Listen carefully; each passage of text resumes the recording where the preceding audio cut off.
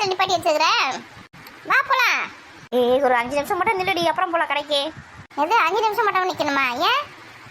அது வந்து இப்போ எப்படி விட்ட சொல்றது, வெயிலா இருக்கவனால நடக்க முடியலையா, அதனால மத்தல கொஞ்சம் ரெஸ்ட் எடுத்து போலாம் சொல்றியா? ஆமா ஆமா அதுக்கு தான். அதுதான் வீட்டுல இருந்து கிளம்பும் போதே குடை எடுத்துக்கலாம்னு சொன்னேன், நீ தானே வேணாம் வேணாம்னு சொன்ன. இப்போ மட்டும் உனக்கு வெயில் அடிக்குதா? நம்ம வீட்லயே பெரிய குடை தான் இருக்கு, சின்ன குடை இருந்தால் கூட அழகாக எடுத்துன்னு வரலாம்.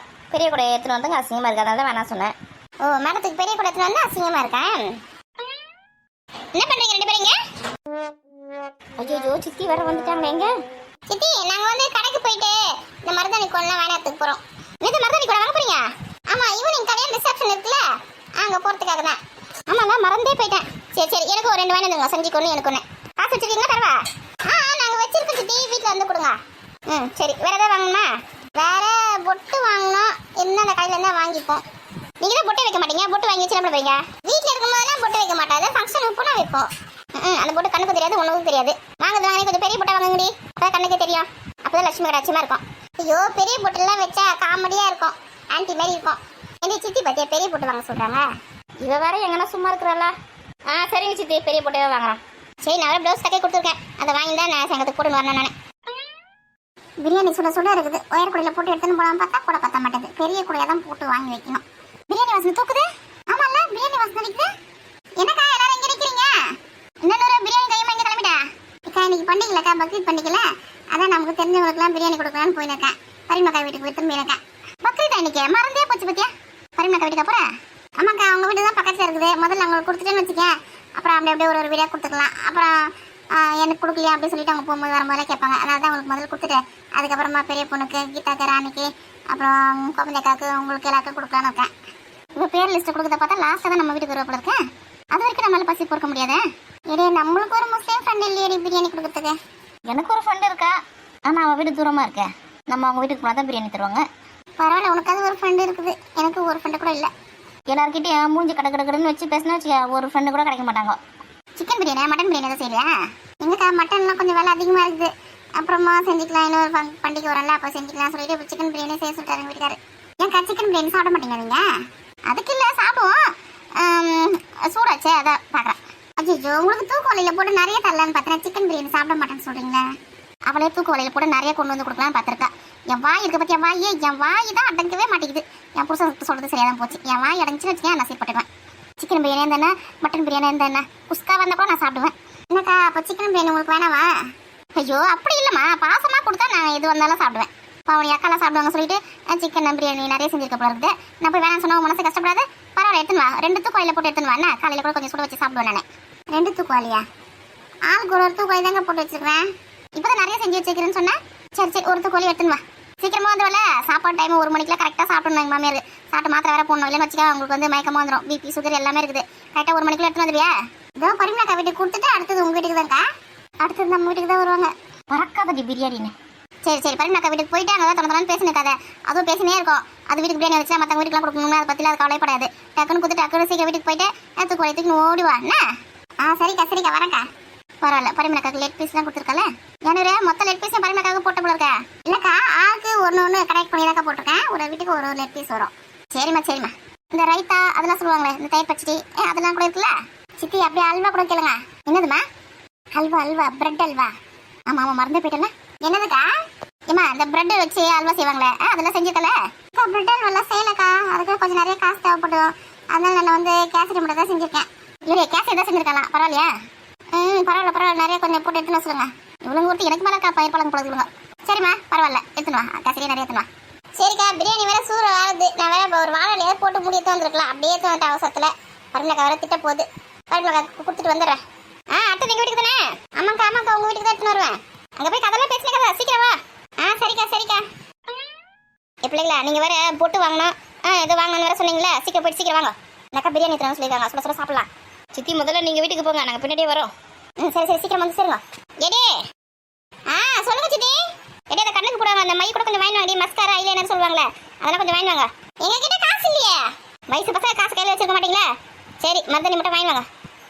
நம்மளே அம்மாவுக்கு தெரியாம அப்பா கிட்ட கேட்டு வாங்கி வச்சுருக்கோம் காசு. இதில் வேற சித்தி கிட்ட வாங்கிட்டு வாங்க, அத்தனை வாங்கி வாங்கண்ணே. சரி வா, கடைக்கு போகலாம். பிரியாணி வேற எடுத்துட்டு அதை போய் சாப்பிடணும். ஒரே ஒரு நிமிஷம் நில்லுடி. உனக்கு என்ன பிரச்சனை? கடைக்கு போகலாம் கூட்டா வர மாட்டேங்கிறேன். இங்கே நின்று இவகிட்ட உண்மையை சொல்லாமல் வேலை நடக்காது போல இருக்கு. மூஞ்சும் முகரக்கட்டையும் சரியில்லை, என்கிட்ட இருந்து ஏதாவது மறைக்கிறியா? இதுக்கு மேலே மறைச்சி போதும் இல்லை, கண்டுபிடிச்சிட்டான். ஏய் அது வந்து அருணில் வரேன்னு சொல்லியிருக்காண்டி. என்னது அருண் வரேன்னு சொன்னானா? ஆமாம், அதுக்கு தான் வெயிட் பண்ணியிருக்கேன். என்ன இந்த மாதிரி ரோட்ல ஒரு ஆம்பளை பசங்க கிட்ட பேசணும்னு தெரிஞ்சதுன்னா அம்மா உங்களை பிச்சு எடுத்துருவாங்க, அது உனக்கு தெரியுமா? தெரியும்டி, வந்து 5 நிமிஷத்தில் பேசிட்டு உடனே போயிடுவான். இதுக்கு தான் என்ன கூட்டின்னு வந்தியா? நீ அடி வாங்க கூட சேர்ந்து நான் அடி வாங்கிறதுக்கு? இருடி ஒரு 5 நிமிஷம் நீ வெயிட் பண்ணடி. ஃபோன் பண்ணுறான், அவன் எங்கே இருக்கான்னு கேட்டுக்கிறேன். இரு நானே ஃபோன் பண்ணுறேன். ஹலோ, நான் வாணி பேசுகிறேன், எங்கே இருக்கீங்க? வர லேட் ஆகுமா? சரி. ஆமாம், மற்ற இதை வெயிட் பண்ணிருக்கோ. சீக்கிரம் வந்துடுங்க. வரும்போது அப்படியே ஐஸ்கிரீம் ரெண்டு வேணுங்க. ஆமாம் எங்களுக்கு தான். ஆமாம், வெயில் எவ்வளோ நேரம் நின்று இருக்கோம் இங்கே? ஒரு ஐஸ்கிரீம் கூட வர முடியாதா? காசு இல்லையா? இப்போ காசு இல்லாமல் எதுக்கு இப்போ வந்தீங்க இங்கே பார்க்கறதுக்கே இவ்வளோ? ஒரு ஐஸ்கிரீம் கூட வேணாம் வாங்க. அதுக்கப்புறம் அதுக்கு நான் எங்கள் அம்மாட்ட போய் போட்டு கொடுக்கணும் இல்லைன்னு பாருங்க உங்கள் 2 பேரையும். ஏய் நீ வேற சும்மா ரெடி. 2 நிமிஷத்தில் வர மாதிரி இருந்தால் வாங்க, இல்லை நாங்கள் வீட்டுக்கு போயிடுவோம். ஏன்டி இந்த மாதிரி பண்ணுற நீ? ஐஸ்கிரீம்லாம் எதுக்கு என்கிட்ட கேட்குற? மனுஷன் வெயில வந்து நின்று இருக்கான், கால் கடுக்க ஒரு ஐஸ்கிரீம் கூட வாங்கி தர முடியல. அப்புறம் என்னடி லவ் சொல்லிட்டேன். இன்னைக்கு வந்துட்டு ஐஸ்கிரீம் வாங்கி தராமல் வந்தான்னு வச்சுக்கேன், நான் அம்மா கிட்ட இன்னைக்கு போட்டு தரதே சரி. அவன்கிட்ட காசு இருக்காதுடி, அவன்கிட்ட எது காசு? அவனா வேலைக்கு அப்புறம் உங்களுக்கு பர்த்டே கிஃப்ட் பண்ணுறதுக்கு மட்டும் வேலைக்கு போகிறா சாரு, அதுக்கெல்லாம் மட்டும் காசு இருக்கும். ஒரு ஐஸ்கிரீம் கேட்டால் வாங்கி கொடுக்கறதுக்கு மட்டும் காசு இருக்காது. இந்த 2 பசங்க எங்க நின்று என்ன சண்டை போட்டு நிற்குங்க? மகா வாணி. ஐயோ பெரிய பொண்ணு தேடி. ஆமாம் அவங்களே தான். என்னடி சொல்லி சமாளிக்கிறது? அத்தையே உனக்கு சொல்லி சமாளிடி. நீங்க 2 பேரும் இங்க என்ன பண்றீங்க? அது வந்து என்ன 2 பேரும் திருன்னு முழிக்கிறீங்க? என்ன லவ்வா? ஐயோ கரெக்டாக சொல்கிறாங்க. எப்படி அத்தை? உங்க வயசெல்லாம் கடந்து தானே நானும் வந்திருக்கேன், எனக்கு தெரியாதா? பார்வையை பார்த்த உடனே நாங்களாம் கண்டுபிடிச்சிருவோம். நல்லா மாட்டணும், அம்மா கிட்ட போய் சொல்லி கொடுக்க போறாங்க பாரு. யாரு உங்க மாமா பையன் அருண் தானே? எல்லாமே தெரிஞ்சிருக்கே உங்களுக்கு? ஆமாட்ட, அவன் தான் வரேன்னு சொல்லியிருக்கான், அதனால தான் வெயிட் பண்ணுறோம். அவன் வேற யாரா இருந்தாலும் பரவாயில்ல, உங்க மாமா பையன் தானே? வீட்டுக்கே வந்து உங்க அம்மா இதுக்கே பேச வேண்டியது தானே? எதுக்கு பயந்தீங்க மரத்தடியில் நின்று பேசுறீங்க? ஐயோ அம்மா திட்டுவாங்க, எதுக்கு சும்மா வரேன் அவங்ககிட்ட எதுக்கு நீங்கள் பேசுறீங்க அப்படின்னு சொல்லிட்டு திட்டுவாங்க. உங்க அம்மா சரியான லூஸு. ஆமா சரியா சொன்னீங்க. ஒரு முறை வாழைத்தாறு அப்புறம் காய்கறி அப்படி இப்படி ஒன்று எடுத்துகிட்டு வந்து கொடுத்துட்டு பார்த்துட்டு பேசிட்டு போயிட்டு இருந்தேன். இப்போ வந்து திடீர்னு வரேன்னு சொல்லியிருக்கான். நானும் வீட்டுக்கு வந்தேன்னு சொன்னேன். இப்போ வீட்டுக்கு வர முடியாது, இன்னொரு நாளைக்கு வரேன், இங்கே மரத்தாண்ட மட்டும் வாங்க, இந்த நாங்கள் மரத்துக்கில்ல பேசிட்டு 5 நிமிஷத்தில் போயிடுவேன் அப்படின்னு சொல்லியிருக்கான். பாரு, ஒரு மாமா பையன் கிட்ட கூட பேசுறதுக்கு முடியல இந்த காலத்துல. என்னதான் இந்த ரூல்ஸோ ரெகுலேஷனோ, சின்ன ஜிசுங்க எங்கன்னா சந்தோஷமா இருக்க முடியுதா? அதுக்கு துணைக்கு வாணி வந்திருக்காளா? ஏமாத்தி கூட்டு வந்திருக்கா, கடைக்கு கூட்டு போறேன்னு சொல்லிட்டு போட்டு வாங்குவாங்க கிப்பு வாங்கலாம் சொல்லிட்டு கூட்டு வந்து நிப்பாட்டி வச்சிருக்கா. ஆமாம், அருண் கிட்ட போய் பேசிட்டு வரலாம், கொஞ்ச நேரம் வெயிட் பண்ணு அப்படின்னு சொன்னால் வரமாட்டேன். அதனால தான் கடைக்கு போகலாம் சொல்லி ஏமாற்றி கூட்டின்னு வந்துட்டேன். நான்லாம் அந்த காலத்தில் அவங்க மாமாவை லவ் பண்ணும் போது எங்கெங்கெல்லாம் ஜாலியாக சுற்றிருக்கேன் தெரியுமா? Park, beach, சினிமான்னு. ஓ நீங்கள் லவ் பண்ணி தான் கல்யாணம் பண்ணிட்டீங்களா? ஆமாம், எங்கள் காதல் தெய்வீக காதல். ஆனால் உங்கள் மாமா என்கிட்ட லவ் சொல்கிறதுக்கு எவ்வளோ தயங்கினாங்க தெரியுமா? கடைசியில் நானே தான் சொல்ல வேண்டியதாகி போச்சு. தினமும் வாட்ச்மேன் மாதிரி எங்கள் தெரு முனையிலே நின்று இருப்பார். நான் எப்போ வருவேன், எப்போ ஸ்கூலுக்கு போகிறதுக்கு வருவேன், எப்போ காலேஜுக்கு போகிறதுக்கு வருவேன்னு 5 வருஷமாக நின்று காலத்தை ஓட்டிட்டாரு. அதுக்கப்புறம் 5 வருஷம் கழிச்சு நான் ப்ரப்போஸ் பண்ணேன். இப்போ நம்ம விட்டுட்டேன், அதை சொல்லவே மாட்டார், நம்மளுக்கும் கல்யாணம் பண்ணி வச்சுருவாங்க. அதனால் நம்ம காதலை நம்மளே சொல்லிடலாம் அப்படி சொல்லிட்டேன். உங்கள் வீட்டிலலாம் ஒன்றும் சொல்லலையா? சொன்னாங்க. லவ் பண்ணுறேன்னு தெரிஞ்ச உடனே ரொம்ப சண்டை அடி தள்ளி என்னை அடித்து வீட்டுக்குள்ள ரூமில் பூட்டி வச்சுட்டாங்க. பேசக்கூடாது, வெளியில் போகக்கூடாது, ஃபோன் பண்ணக்கூடாது யாருக்கும் அப்படி சொல்லிட்டு. அப்படி இருந்தும் நான் வந்து கோவிலுக்கு போகிறேன் அப்படின்னு சொல்லிட்டு, எங்கள் சித்தி பொண்ணு ஒன்று இருக்கா, அவளை கூப்பிட்டு கோயிலுக்கு போகிறேன்னு சொல்லிட்டு அந்த கோயிலே அவரையும் வர சொல்லி, ஆனால் நான் வர சொல்லலை, அவரே வந்திருக்காரு. வந்து 2 பேருக்கும் கோயிலே கல்யாணம் ஆயிடுச்சு. கல்யாணம் பண்ணி நேராக எங்கள் வீட்டுக்கு போனோம். எங்கள் வீட்டுக்கு போனோடனே எங்கள் அம்மா, எங்கள் அப்பா, எங்கள் அண்ணன் எல்லாரும் இருந்தாங்க வீட்டில். போய் இந்த மாதிரி கல்யாணம் பண்ணிட்டோமா அப்படின்னு சொன்னேன். ஒரே வார்த்தை, வீட்டை விட்டு வெளியில் போ அப்படின்னு சொன்னாங்க. இது வீட்டை விட்டு வெளியில் போக சொல்லிட்டாங்களா?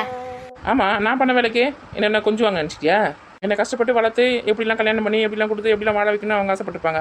நான் இஷ்டப்பட்ட பையனை கல்யாணம் பண்ணிவிட்டு அவங்களுக்கு கோவம்.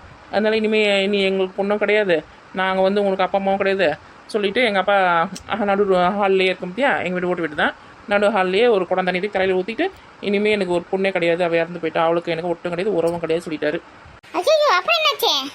அப்புறம் என்னாச்சு, உங்கள் மாமா என்னை கூட்டின்னு வந்துட்டாரு.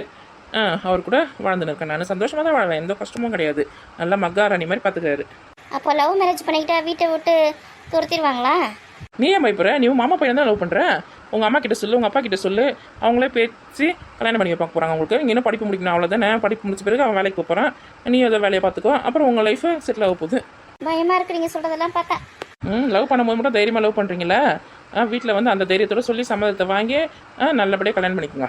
ஏன் உங்கள் மாமா பையனுக்கு உங்கள் அம்மா ஒத்துக்க மாட்டாங்களா கல்யாணம் பண்ணி கொடுக்கறதுக்கு? ஒத்துப்பாங்க, இருந்தாலும் கொஞ்சம் பயமாக இருக்குது. உங்கள் வீட்டுக்கு தான் போகிறேன், வரீங்களா இல்லை அருண் பார்த்து பேசிட்டு வரீங்களா? அருண் வந்து பார்த்து பேசுகிற 5 நிமிஷம் நாங்கள் வந்துடுறோம். சரி, சீக்கிரமாக வந்து சேருங்க. சரிங்க அத்தை, அம்மா கிட்ட சொல்லாதீங்க. சொல்லலை, சீக்கிரம் வாங்க. காதலின் தீபம் ஒன்று ஏற்றினாலே என் நெஞ்சில். எடி இந்த அத்தை சொல்றதுலாம் கேட்டா பயமா இருக்கு தெரியும். அம்மா உன்னை வீட்டை விட்டு தத்தி விட்டுருவாங்களா? நீ வர சும்மாடி. என்னைய பைக் சத்தம் கேட்குதா? அவன் தான் வராமல இருக்கு. ஆமாடி, அவன் தாண்டி வந்து இருக்கான். எருவ மாடி எவ்வளோ லேட்டாக வரான் பார்த்தியா? ஐஸ்கிரீம் வேணாம் பாரு. இன்னைக்கு மட்டும் ஐஸ்கிரீம் இல்லாம வரட்டும், அதுக்கப்புறம் இருக்கு பாரு. இவ ஒருத்தி ஐஸ்கிரீமோட தான் வரேன். அவ்வளோ பயம் இருக்கு. நான் ஐஸ்கிரீம் மட்டும் வேணாம போயிருந்தேன். இன்னைக்கு அம்மா கிட்ட போட்டு விட்டு மக வண்டி வாங்க வச்சிருப்பேன், தப்பிச்சிட்டாங்க. சீக்கிரம் வாங்க. இவரண்டி நிக்காம நேரா போயிருக்கான். தெரியலையடி.